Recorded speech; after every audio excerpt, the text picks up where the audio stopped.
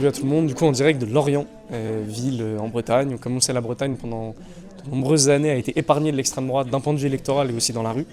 Il y avait très peu de groupuscules fascistes, très peu de violence, un vote du RN qui était très faible. On a vu ces dernières années, comme partout sur le territoire, évidemment une montée du vote RN et à la fois une structuration de plus en plus forte de ces groupuscules, de ces milices, avec un niveau de violence qui a pété les scores. Pas très loin d'ici, il y a eu Saint-Brévin, il y a eu des attaques au Mans, il y a eu des attaques à Rennes, il y en a eu aussi à Lorient avec des menaces de syndicalistes quand même à l'arme à feu. C'est quand même allé assez loin.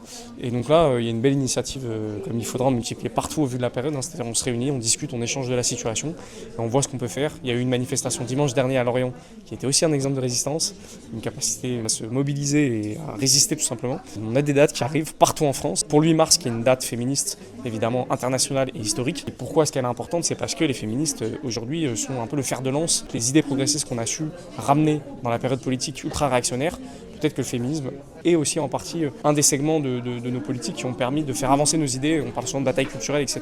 Ça, c'est un bel exemple de capacité à se mobiliser, surtout dans la jeunesse. Voilà pourquoi est-ce que le 8 mars, on doit particulièrement s'en saisir, d'autant plus que si l'extrême droite arrive au pouvoir, on sait toute la violence qui pourrait s'abattre sur le droit des femmes. On l'a vu partout en Europe et même aux États-Unis, notamment à travers la remise en question du droit à l'avortement, mais plus généralement de toutes les violences envers les femmes.